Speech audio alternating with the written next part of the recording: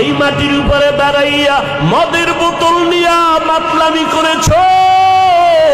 মাটি করে যদি চাইতো মাটির তলে নিয়ে যাইতে পারতো, মাটি নেয় না। এত অন্যায় করার পর মাটি তোমার সাথে কোনো খারাপ আচরণ করে না।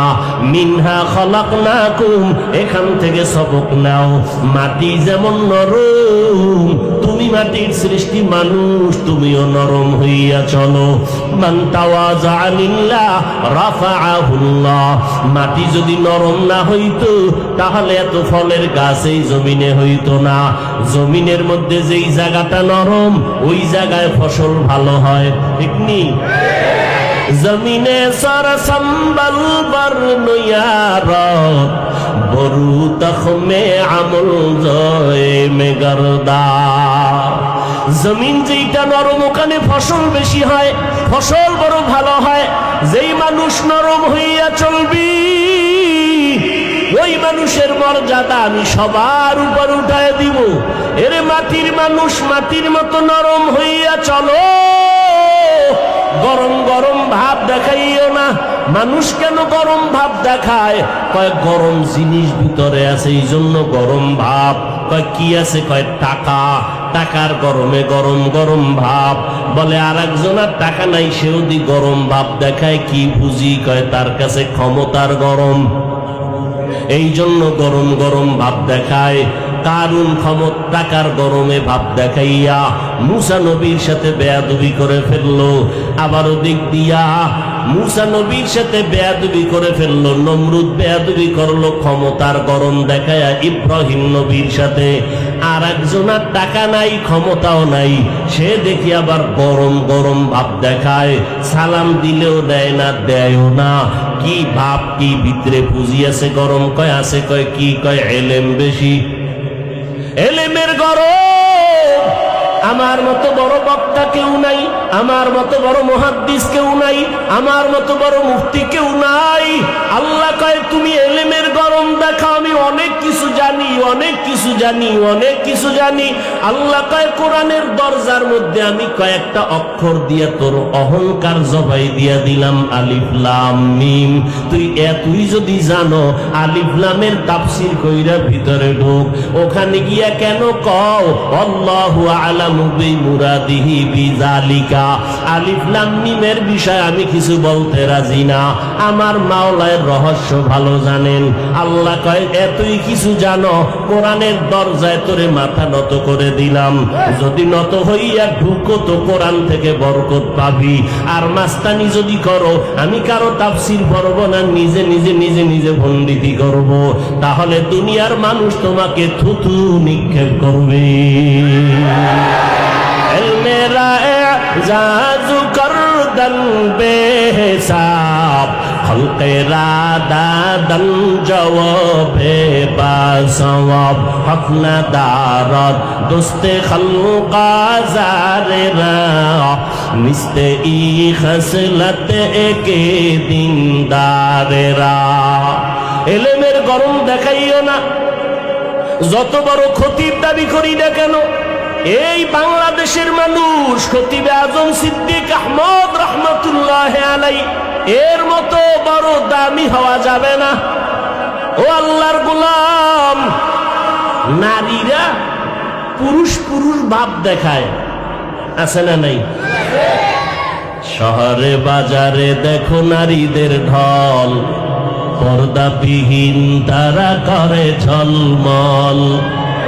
অন্যকে তার দিকে আশেক বানায়, অন্যকে তার দিকে আশেক বানায়। দেশটায় আজি ধ্বংস নারীর বেপরদায়, সবার মুখে একই আওয়াজ হ্যায় হ্যায় হায়। নারীরা ভাব দেখায় কি হতে চায়? পুরুষ। কিয়ামত পর্যন্ত যদি দেশের সব পিসাবরাও দোয়া করে জীবনে পুরুষ হইব না, লঙ্গি ফললে পুরুষ হয়ে যাইব। জীবনে বড় অসম্ভব। কিয়ামত পর্যন্ত যদি কান্না করো আমারে পুরুষ বানাও, দুনিয়ার সব অলংকার যদি লাগাও, সব সিস্টেম যদি করো, তারপরও পুরুষ হওয়া সম্ভব হবে না। এরে নবীর উম্মতের দল, যত মুহাদ্দিস হইয়া বড় বড় দাবি করো, শাহ ওলিউল্লাহ মুহাদ্দিসের সমতুল্য হওয়া যাবে না। অথচ তাদের হালাত কেমন? এরে নবীর আশিক, আজকে পায়ে ধরে ধরে বয়ান করি, অহংকার না বুঝাবার জন্য বলি। আমাকে যদি হিন্দুদের মন্দিরে বয়ান করার অনুমতি দিত, দৈনিক 1 ঘন্টা বয়ান করতাম, মাত্র 6 মাস, ইনশাআল্লাহ সমস্ত হিন্দুরা পয়গম্বর মদিনাওয়ালার আশিক হয়ে যাইত। যদি আমাকে খ্রিস্টানদের গির্জায় পাঠাইতো, বয়ান যদি করতাম, ইনশাআল্লাহ ওরা মদিনার আশিক হয়ে যাইত। অথচ মুসলমানের ঘুরে ঘুরে দিন নাই রাত নাই, খানা নাই ঘুম নাই, কষ্ট। দুনিয়াতে বয়ান করার মতো কষ্টের আর কোনো কাজ নাই। মাটি কাটার মধ্যে এত কষ্ট নাই। কক্সবাজার বঙ্গোপসাগরের ভিতর গিয়া মাছ ধরতে এত কষ্ট নাই, বয়ান করতে যেই পরিমাণ কষ্ট। ডাক্তারেরা যদি হনে ওয়াজ করি তো চিকিৎসাই দেয় না, কয় যে রেস্টে থাকবেন আপনারা, সারা রাত ঘুমান না, টাইম মতো খানা খান না, আপনাদের চিকিৎসা কি করব? আমি বললাম, ডাক্তার সাহেব টেনশন নাই, যা পারেন দেন, বাকি আমার মনে হয় আল্লাহ আমাকে বানানোর সময় সিস্টেম করে বানাইছে, রাতে ঘুমানো যাবে না। উম্মতের খেদমতে না হয় 1 রাত্র না ঘুমাইলে পরের দিন দোকানওয়ালা দোকানদারি করতে পারে না, রিক্সাওয়ালা রিক্সা চালাইতে পারে না। আল্লাহর শুকর আদায় করি, এত চিল্লাই প্রতিদিন বয়ান করি, মাগরিবের পরে, আসরের পরে, এশার পরে বয়ান, প্রতিদিন 12টা মাস। কই বৃষ্টি, মানুষ প্রতিদিন মাদ্রাসায় হাজির, জোহরের সময় 20-30-50 জনের খানা, মেহমান হাজির। ফজরের পর একটু সময় দিলে হবে, কয় মিনিট, কয় 10 মিনিট, গিয়ে যদি দোয়া করবেন তাতেই হবে। ওরে আল্লাহর বান্দা, চিন্তা করে দেখলাম, সারাটা বছর মুসলমানের সময় দেই, বয়ান করি, পায়ে ধরে ধরে বয়ান করি, বিনয়ের সাথে বয়ান করি, কিন্তু কি ফলাফল? মোনাজাতটা দিয়া প্যান্ডেল থেকে রাস্তায় বের হইতে না হইতে দেখি আল্লাহর বান্দারা বিড়ি মুখে নিয়ে বাড়ি যায়। বিড়ি খোরাছে না নাই? ওয়াজের আগেও বিড়ি, মোনাজাতের পরেও বিড়ি। মোনাজাতে কি বিড়ি চাইছেন? আফসোস। এরে নবীর আশিকের যুবক, আমিও মুসলমান, তুমিও মুসলমান। হিন্দুদের ধর্ম আলাদা, আদর্শ আলাদা, খ্রিস্টানের ধর্ম আলাদা, আদর্শ আলাদা। তুমি আমি মুসলমান, তোমার আমার ধর্ম এক না আলাদা? জোরে বলো। তোমার আমার আল্লাহ, তোমার আমার নবী, তোমার আমার কোরআন, তোমার আমার কাবা।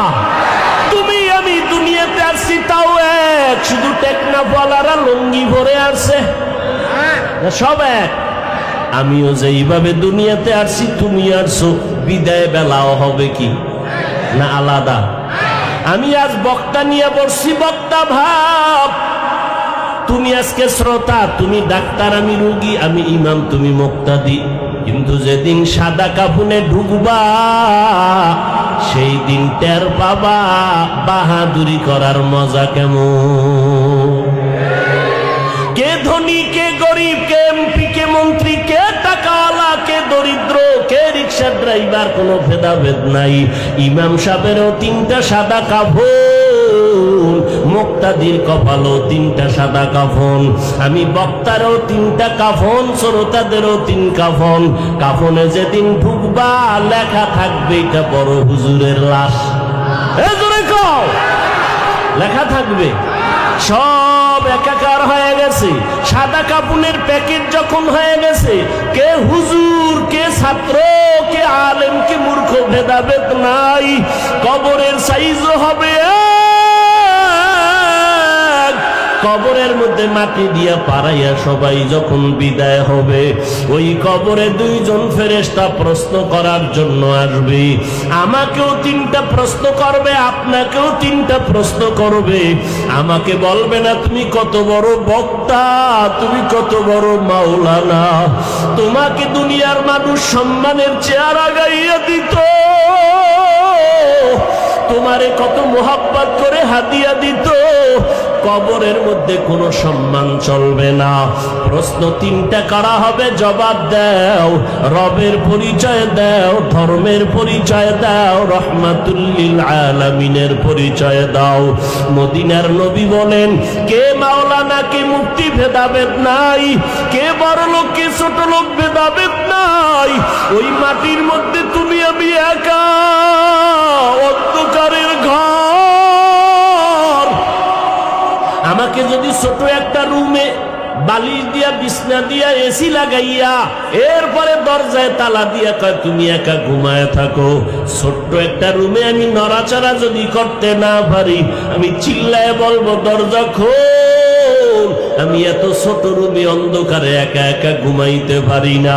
ও বান্দা, চোখ দুইটা বন্ধ করে চিন্তা করো, ওই কবর মাটির ঘর। তোমার ডানে মাটি, বামে মাটি, সামনে পিছনে, উপরে নিচে মাটি আর অন্ধকার। মশায় কামড়ায়, মশারি টানাইয়া ঘুমাও। আর গুনা দিয়া যদি কবরে যাও, ওই কবরে পোকামাকড়ের ঘর, সাপ বিচ্ছুর ঘর। বলো বাবা, ওই কবরের মধ্যে তুমি মশারি কই ভাইবা? পোকামাকড়ে কামড় দিলে কেমনে তুমি ফিরাইবা? আজকে তোমার গরম লাগে, ফ্যান চালাইয়া ঠান্ডা করো। ওরে জাহান্নামের গুনাহগার হইয়া কবরে গেলে জাহান্নামের আগুন, ওই জাহান্নামের আগুনের গরম তুমি কেমনে সহ্য করবারে যুবক? একটু চিন্তা করো, আল্লাহ পশুকে আকল দেয় না ভালো মন্দ যাচাই করার জন্য। বাহাদুরি বেশি করিস না, আল্লাহ সিগন্যাল লাগায় রাখছেন, অফিহা নুঈদুকুম। যতই বাহাদুরি করো, মরণের হাত থেকে নমরুদ পালাতে পারে নাই, ফেরাউন পালাইতে পারে নাই। যেই ফেরাউন এত গরিব ছিল, এক সময় টাকা পয়সার মালিক হইয়া চেয়ারে বৈশা কয়, ও হামান, আমার মনে চায় আমি একটু খোদা খোদা ভাব লাগতেছি, একটু দাবি করতে মনে চায়। হামান বলে করো। ফেরাউন বলে, আমি শুধু খোদা দাবি করব না, আনা রব্বুকুমুল আলা, আমি সবার থেকে বড় খোদা দাবি করলাম। আল্লাহ তাআলা ওই ফেরাউনের খোদাই খাহেশ লোহিত সাগরের পানিতে চুবাইয়া ধ্বংস করে দিলেন। এরে আল্লাহর বান্দারা, এই করোনার ভিতরে তাকায় দেখো, গোটা দুনিয়াতে স্তব্ধ হয়ে গেল। যারা নিজেদের খোদা খোদা ভাব নিয়ে চেয়ারে বসছিল, তারাও মাথা নত করে বলে, আসমানওয়ালার ক্ষমতা ছাড়া জমিনে কোনো পাওয়ার নাই। এরে আল্লাহর বান্দা, নবী বলেন, ওই কবরে প্রশ্ন তিনটা হবে, আর কোনো কথা হবে না। রবের পরিচয় দাও, ধর্মের পরিচয় দাও, রহমাতুল লিল আলামিনের পরিচয় দাও। এই তিনটা প্রশ্নের জবাব যারা দিতে পারবা, নবী বলেন তাদের কবর হবে রাউযাতুম মির রিয়াজিল জান্নাহ। আর যারা জবাব দিতে পারবা না, তাদের কবর হবে হুফরাতুম মিন হুফারিন নার। ওই অন্ধকার কবরের প্রশ্নের জবাব কে দিতে পারবে? আমি হুজুর, আমি বক্তা পারবো, গ্যারান্টি নাই। ওরে আমি পারবো বলিয়া যদি গ্যারান্টি থাকতো, জমিনের মধ্যে জান্নাতের সার্টিফিকেট পাইছেন 10 জন সাহাবা। আবু বকর, ওমর, ওসমান, আলী রাদিয়াল্লাহু আনহুম আজমাইন সহ 10 জন সাহাবা জান্নাতের টিকিট পেয়েছেন।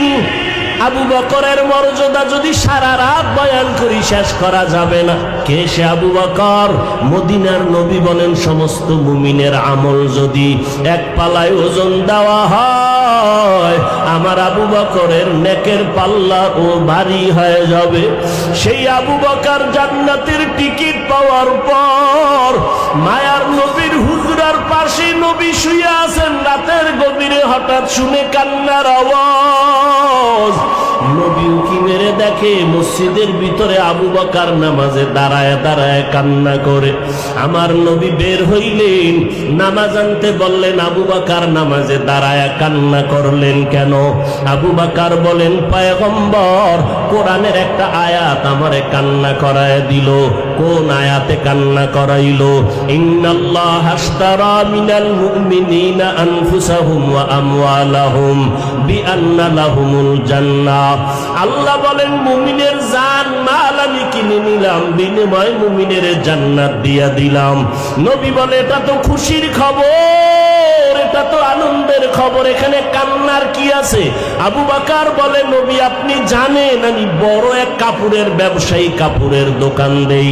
আজকে সকালবেলা আমার দোকানে এক মহিলা আসছে কাস্টমার, বহুদিন আগে কাপড় নিয়েছিল, আজকে কাপড় ফেরত দিয়া টাকা নিয়ে গেল। বিদায় বেলা বললাম রে আম্মা জান আপনি কাপড় নিলেন কেন, আবার ফেরত দিলেন কেন? মহিলা একটা আওয়াজ দিয়া চলে গেল, ও আবু বকর তোমার দোকানের মাল কাপড় আমার পছন্দ হয় নাই, এতটুকু বলে মহিলা চলে গেল। ও নবী আমি পেরেশান হয়ে গেলাম। আরে হাসরের ময়দান যেদিন কায়েম হয়ে যাবে, আপনি হাসরের ময়দানের ভয়াবহতার বয়ান করেছেন, মানুষগুলো সব উলঙ্গ দাঁড়াবে, ওদিকে সূর্যের গরম, ওদিকে জাহান্নামের আওয়াজ, আবার আমার মাওলা পাকের কুদরতি কাহারিয়াতের আওয়াজ। ওই সময় নবীরা পর্যন্ত নাফসি নাফসি বলে কাঁদবেন, উম্মতের কথা ভুলিয়া যাবেন।